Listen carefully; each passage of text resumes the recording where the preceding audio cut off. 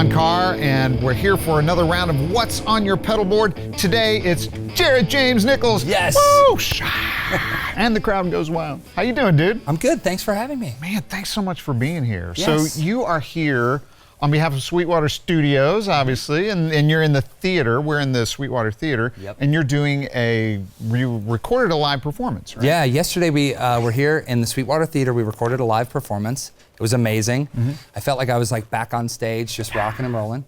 And we're actually here to use the studio as well. Cool. So it's going to be amazing. And whenever we come to Sweetwater, this is my second time, I feel at home. Like, it's awesome. Nice, man. Yeah. Nice. Glad to hear it, man. You're going to love the studio. I love getting guitar sounds in the studio, by the way. It's just amazing in there. It's going to be man. so much fun. That man. room is just ridiculous. Anyway, so what we're really here to talk about is your pedalboard. Oh, yes. So let's go. Okay, Let's get there. I'm putting this out there right away. Okay. I built this pedalboard 2 days ago because I knew that I was coming to Sweetwater to do this. Aww.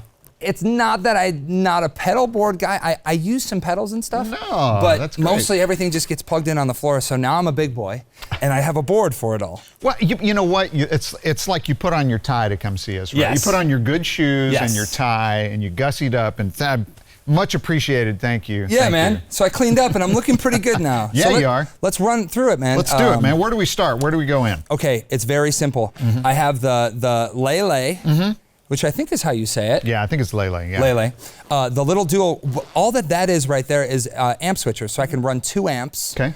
I can run 1 amp basically. But what I use that for is if I'm playing a festival or a show, I love the sound of running 2 amps. Sure. So here today, if you can see behind me, I have 2 Black Stars. I have my signature, the JJN 20 combo, Yeah, yeah. and the Artisan 100 watt. And I have those both plugged in, run them together, kind of split the signal to have a little cleaner and a little dirty. And what I love about that is, if you know me, you know I love P90s and the buzz. So when I've used other amp switchers, I've noticed they're horrendous, just That one doesn't do it. Nice. So that stays there just in case. Yep. And that runs straight into this pedal I got from a friend in Argentina, Sabbadius Funky-Vibe.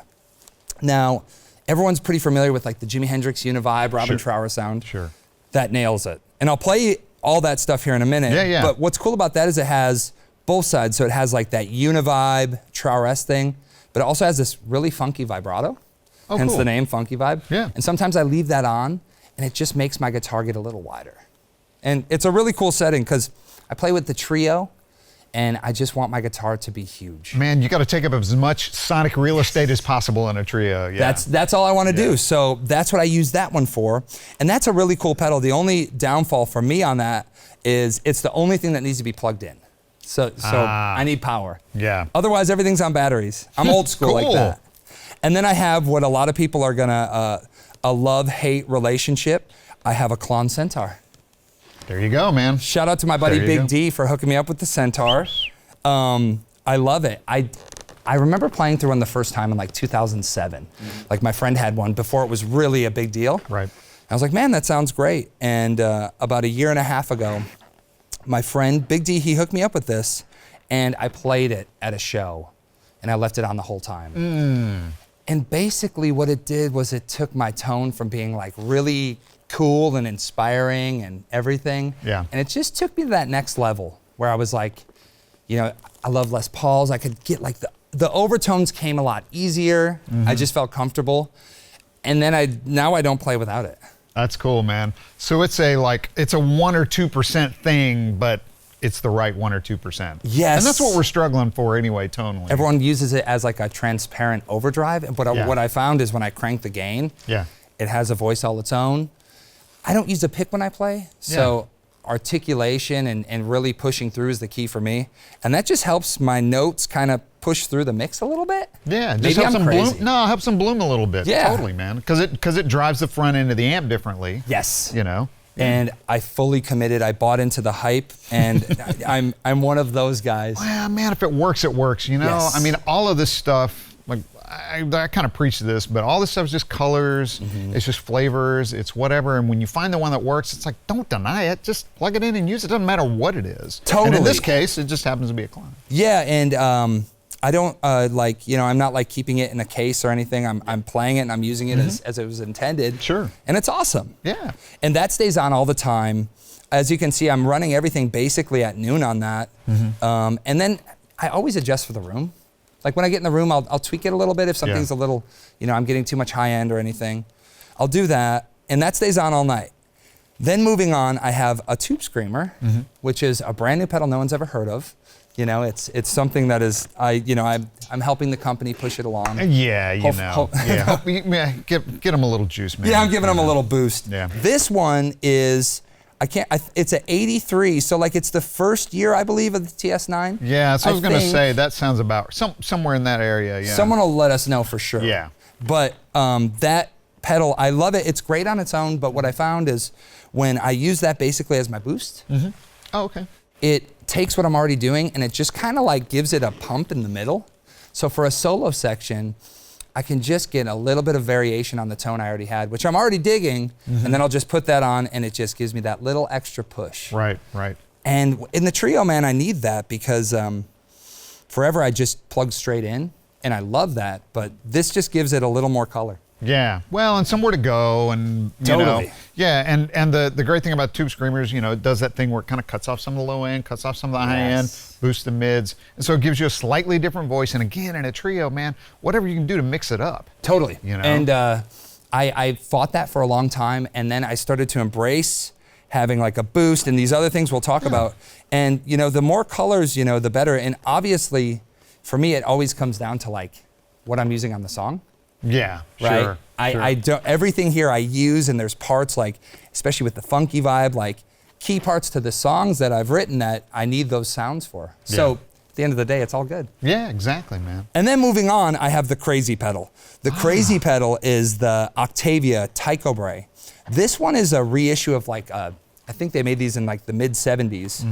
I first saw like Stevie Ray Vaughan use it, and then Philip Sayce and all those blues rocker guys, I started seeing these pop up. But this is the most disgusting fuzz octave.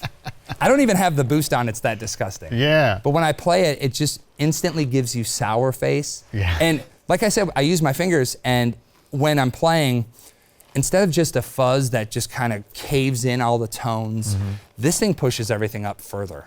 So like, especially by adding the octave, you know, I mean, you really get that. And then the playing softer, playing louder, you know, that that messes with the octave thing too, which is great, man. I'm all about volume and tone knob. And this palette really helps me express like what I want to get out. Like, you know, I can roll that tone knob down and it really starts to sing. Right. That Octavia, most players, if you tried one, you really got to sit with it for a while and understand like the mannerisms. You're not going to play chords with it. You're not even going to really play two notes cleanly with it. Yeah. It just is so jarring. I'll play it in a minute, obviously, and show, but I just love that because when I want to go to that next gear where it's like the train's almost off the track, I can put that on. And after that, I have just a simple RMC Picture Wah. There's no mods or anything, you know, like I know people are into that, but this for me, we talked about this. It's the way the sweep works with, there's not too much high end, it's not too sputtery. To me, it's like the Tales of Brave Ulysses, the Clapton thing I covet so much. Yeah. And that's the tools of the board, man. That's cool, man. Yeah, and with the wah thing, like when you put your foot on it, I mean, that's another thing that it's just a practical use thing, but when you put your foot on it and wherever you land, it's like, and wherever your foot moves and how it's like, if it makes the sound you want to hear, then that's the wah for you. Yeah, and I've played. It's all about the inductor and how it's voiced and all that sort of stuff. But yeah, and I know that there's some stuff on here that's more expensive and whatever, but I've found like, even if a rat pedal right off the rack, I've used stuff like that. Sure. To me, it's like, it's what you said, it's how it reacts. Everyone's different. You had it good, man. Like, it's like your shoe size. Like someone wears a 9, you wear a 10, whatever. Right, whatever. I know, man. It's like, hey, there's your shoe size right there, man. That's you, man. And it's a pretty easy rig, but I prefer, this is enough things for me to mess around with and get my head around and then just focus on playing. Well, and that's the other thing too, man, you're fronting a band. Yep. So when you're fronting, you can't just be like totally staring at your pedal board thinking about it. You've got to like engage with the audience, you know, you've got to do all that stuff, you've got to perform. You can't have too much stuff, enough to, you know, change the colors up, but Yep. not too much that you're distracted by it. I'm such a caveman that it's hard for me. Like, even I'll have a part where I need to Yeah. switch, and I'll like, if I miss it, it's not gonna like ruin anything, but like, right. I'm very, yeah, I'm such a simpleton when it comes to that stuff. But I love this stuff, and it really helps me, it inspires me to play and create different things that maybe I wouldn't think of. Yeah, that's great, man. Yeah. Well, all I can say is what I heard when I was walking in the door was awesome. You were ripping, man. Cool. You sound freaking great. And so I think everybody else needs to hear it too. Okay, cool. Yeah? Let's start simple. I'll just start with like the Klon Always On and give you that vibe, and then I'll just start to move through. Right. Okay. And this is through the through your amp, right? Yes. Yeah. Although we have the 2 amps set up behind me, the Artisan 100 and the JJN20, we're just running through the clean channel, turned all the way up, with the master volume on, so it's not too loud, Right. of the JJN20. And that's it. We're using that as like the pedal platform.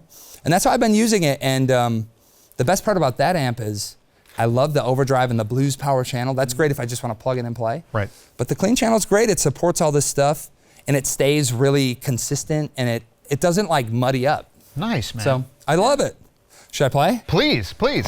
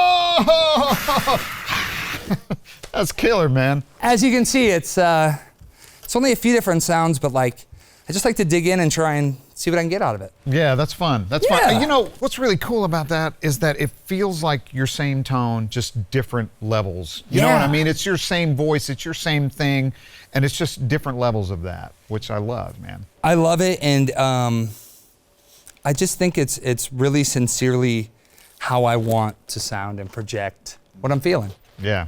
And that's yeah. it. That's great, man. Yeah, Yeah. and you can do it through a small amp, you can do it through a big amp. Oh yeah, once we turn on the big amps, that's when we roll out the big guns, and it's like, uh-oh, here we go. Yeah, that's when it gets real. Yeah, that's when it gets real.